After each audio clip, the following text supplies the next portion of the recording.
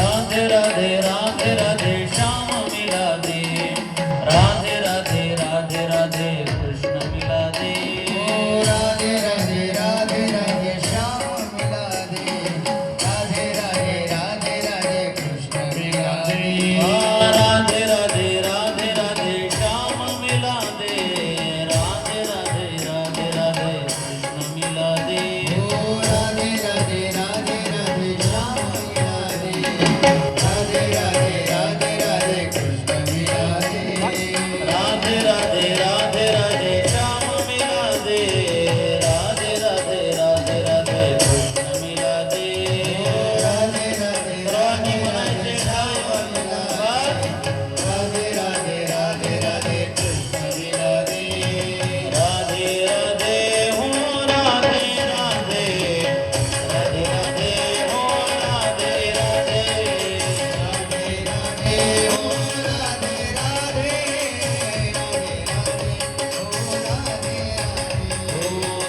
राधे हो राधे राधे, राधे राधे हो राधे राधे, हो राधे राधे राधे राधे हो राधे राधे,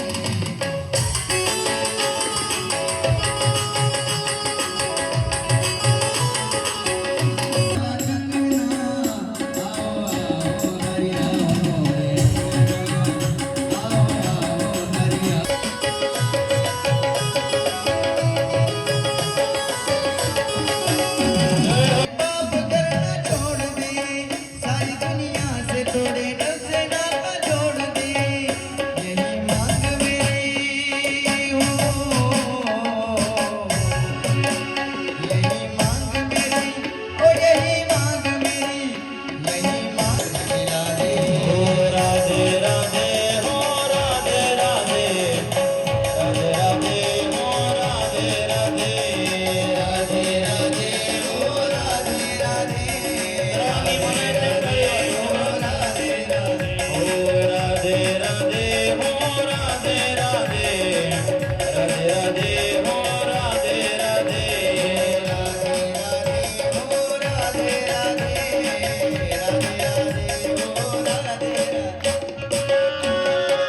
मरायला चाललाय कशामुळं? मुलगा आहे म्हणून. मुलगा असला काय नसला काय तुमच्या सुखाला कारणीभूत नाही. मुलगा मारतोय मेलेलं बरं. ज्या दिवशी पोरं हाणत असतील तुम्हाला सांगतो त्या दिवशी खानदानी बापानं घरात राहायचं नाही बघा.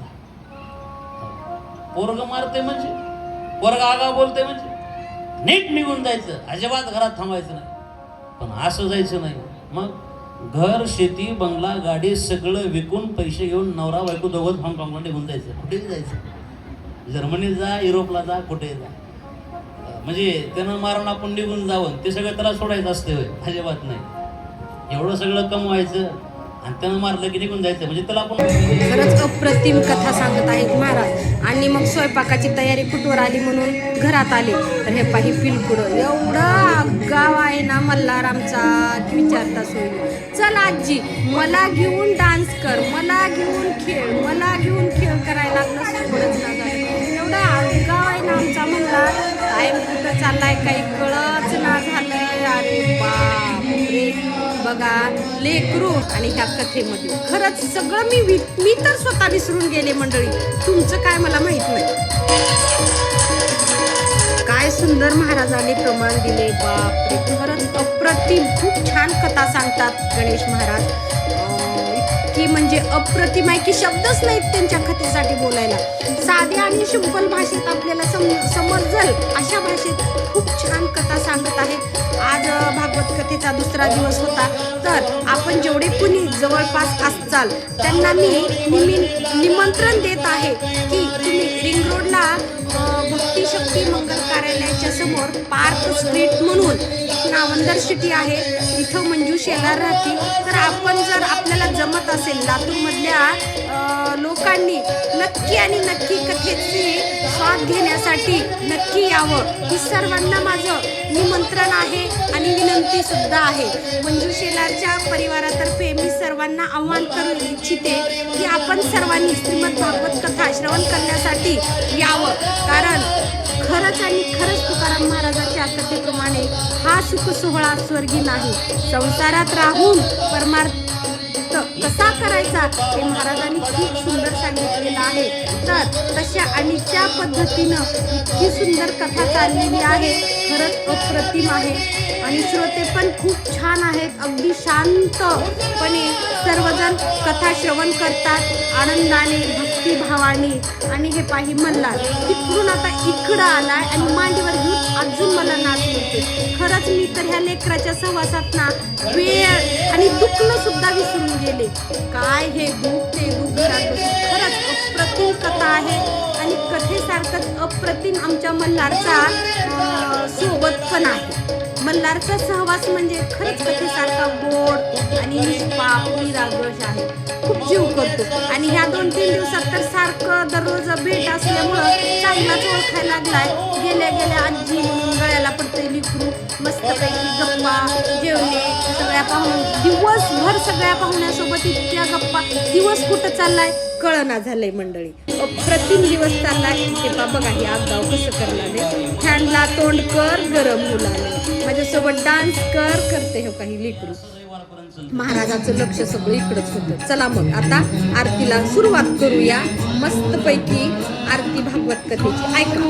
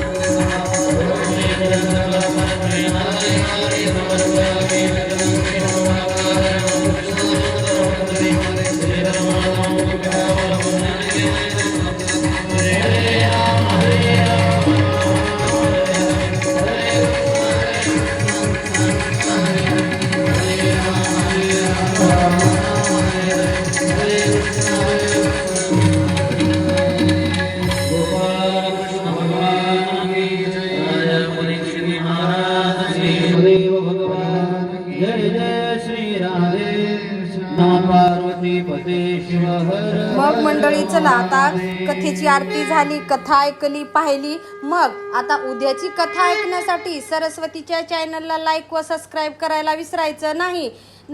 मला लाईक आणि सबस्क्राईब करायला विसरलो तर कथा सुद्धा विसराल, कथा सुद्धा ऐकायला भेटणार नाही. त्याच्यामुळे चला प्रसाद घ्या आणि लाईक व सबस्क्राईब करायला विसरू नका. हे पहा कथेच्या प्रसादाचं वाटप चालू आहे.